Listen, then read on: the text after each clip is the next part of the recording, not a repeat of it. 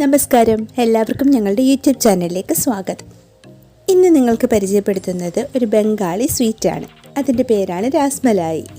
രാസ്മലായി കേക്കിൻ്റെ ഒരു മെയിൻ ഇൻഗ്രീഡിയൻ്റാണ് രാസ്മലായി. നല്ല മിൽക്ക് റിച്ച് ആയിട്ടുള്ള, നല്ല ഏലക്കയുടെയൊക്കെ ടേസ്റ്റുള്ള, ഒരുപാട് നട്ട്സൊക്കെ ചേരുന്ന അടിപൊളി ഡിഷാണ് രാസ്മലായി. ഈ രാസ്മലായി നമുക്ക് എങ്ങനെയാണ് ഉണ്ടാക്കുന്നത് നോക്കാം. ആദ്യം നമുക്ക് ഒരു പാത്രത്തിലേക്ക് 1 ലിറ്റർ പാലെടുക്കാം.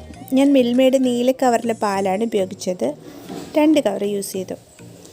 എന്നിട്ടിത് നന്നായിട്ട് തിളപ്പിക്കാം. ഹൈ ഫ്ലെയിമിൽ തന്നെ നമുക്കത് തിളപ്പിച്ചെടുക്കാം. തിള വരുന്ന സമയത്ത് നമുക്കൊരു 2 ടേബിൾ സ്പൂൺ നാരങ്ങ നീര് അതിലേക്ക് ഒഴിച്ചു കൊടുക്കാം.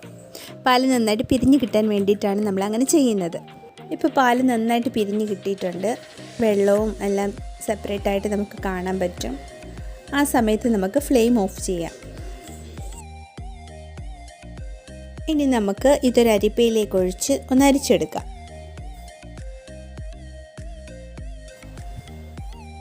നമുക്കതിലേക്ക് കുറേശ്ശെയായിട്ട് പച്ചവെള്ളം ഒഴിച്ചു കൊടുക്കാം. എന്നിട്ട് നന്നായിട്ട് കഴുകിയെടുക്കാം. നമ്മൾ നാരങ്ങ നീരാണല്ലോ ഈ പാല് പിരിയാൻ വേണ്ടിയിട്ട് ഒഴിച്ചു കൊടുത്തത്.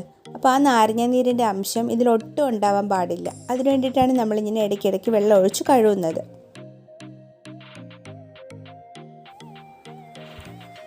ഇനി ഒരു കോട്ടൺ തുണി എടുക്കാം. ആ കോട്ടൺ തുണിയിലേക്ക് നമ്മൾ അരിച്ചു വെച്ചിരിക്കുന്ന ഇൻഗ്രീഡിയൻ്റ് ഇട്ട് കൊടുക്കണം. എന്നിട്ട് ഇതുപോലെ നന്നായിട്ട് പിഴിഞ്ഞെടുക്കണം. വെള്ളത്തിൻ്റെ അംശം ഒട്ടും ഇല്ലാത്ത രീതിയിൽ വേണം നമ്മൾ ഇത് ചെയ്തെടുക്കേണ്ടത്. അതുകൊണ്ട് തന്നെ നന്നായിട്ട് പിഴിയണം. എന്നിട്ട് അരമണിക്കൂർ നമ്മളിത് റെസ്റ്റ് ചെയ്യാനായിട്ട് മാറ്റി വെച്ചേക്കണം. കണ്ടില്ല, അരമണിക്കൂർ കഴിഞ്ഞെടുത്തപ്പോൾ അത് ഇതുപോലെയാണ് ഇരിക്കുന്നത്. ഇത് നമ്മളൊരു പാത്രത്തിലേക്ക് മാറ്റുക. നമുക്കിനി ഇത് കൈവച്ച് നന്നായിട്ട് കുഴച്ചെടുക്കാം. എത്രത്തോളം കുഴയുന്നു അത്രത്തോളം നന്നായിട്ട് കുഴച്ചെടുക്കാം.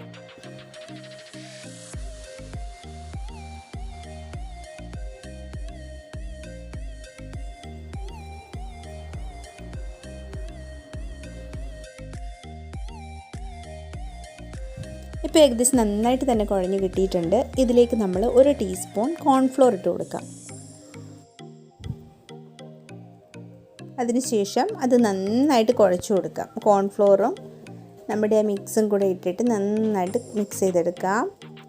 കോൺഫ്ലോർ ഇടുന്നതിന് കാരണം എന്ന് പറഞ്ഞാൽ നമ്മളിത് ഷുഗർ സിറപ്പിലിട്ട് സോക്ക് ചെയ്യും. ആ സോക്ക് ചെയ്യുന്ന സമയത്ത് നല്ല ബൈൻഡായിട്ട് ഇരിക്കും.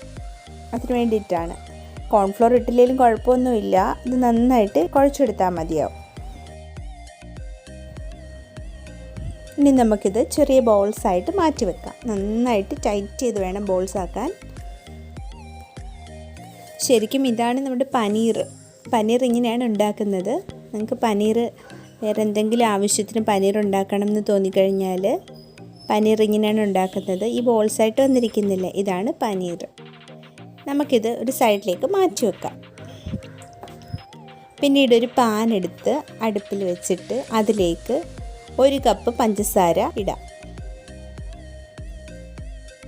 അതിലേക്ക് 2 കപ്പ് വെള്ളം ഒഴിച്ചു കൊടുക്കാം.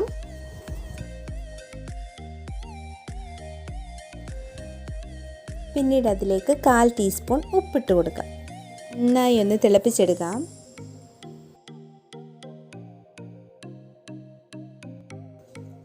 നന്നായിട്ട് തിളച്ചിട്ടുണ്ട്. ഇനി ആ തിളച്ച മിക്സിലേക്ക് നമ്മുടെ പനീറില്ലേ, നമ്മൾ നേരത്തെ ഉണ്ടാക്കി വെച്ചിരുന്ന പനീർ, ആ പനീർ ഓരോ ബോൾസായിട്ട് നമുക്ക് ഇട്ട് കൊടുക്കാം. ഇനി നമുക്കതൊന്ന് അടച്ചു വെച്ച് വേവിച്ചെടുക്കാം.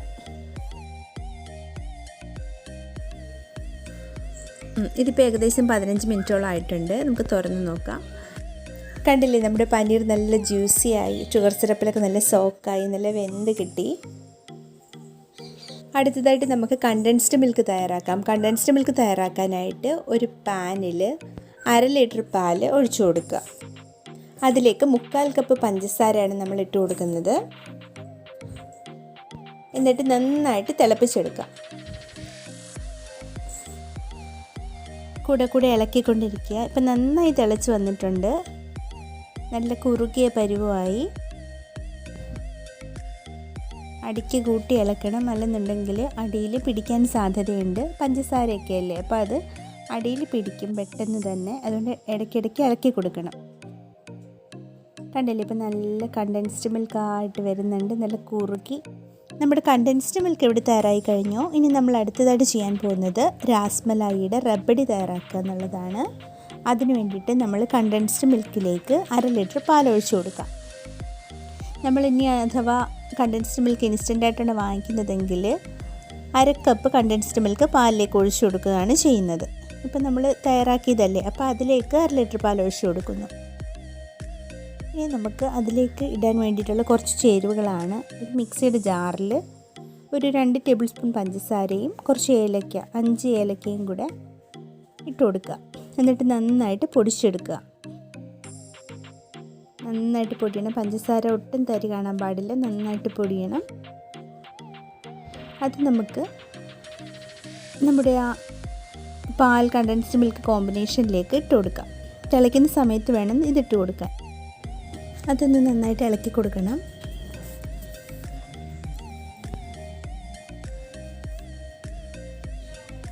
നല്ല തിളച്ചു വരുന്നുണ്ട്, കുറുകിയ പരുവത്തിലേക്ക് എത്തുന്നുണ്ട്.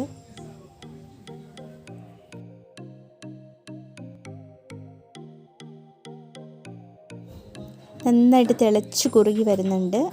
നമ്മൾ ഇളക്കിക്കൊണ്ടേയിരിക്കുക, അടുക്കി പിടിക്കാതെ തന്നെ നന്നായിട്ട് ഇളക്കി കൊടുക്കണം. കണ്ടില്ലേ, ഇപ്പം ഏകദേശം കുറുകിയ ഒരു അവസ്ഥയിലേക്ക് എത്തിയിട്ടുണ്ട്. ഇനി നമ്മൾ ചേർക്കാൻ പോകുന്നത് ലെമൺ യെല്ലോ കളറാണ്. ലെമൺ യെല്ലോ കളർ ഒരു 2 ഡ്രോപ്പ് ചേർത്താൽ മതിയാവും.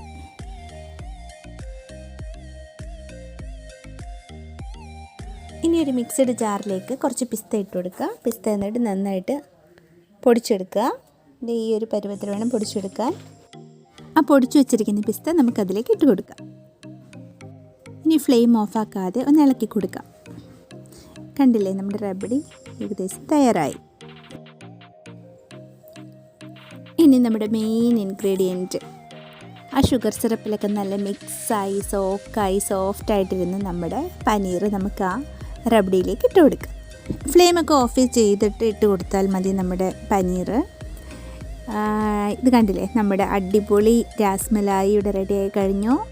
എല്ലാവരും ട്രൈ ചെയ്ത് നോക്കണം. നല്ല ടേസ്റ്റാണ്, പാലിൻ്റെയും ഏലക്കയുടെ അടിപൊളി ടേസ്റ്റാണ്. എല്ലാവരും ട്രൈ ചെയ്യണം.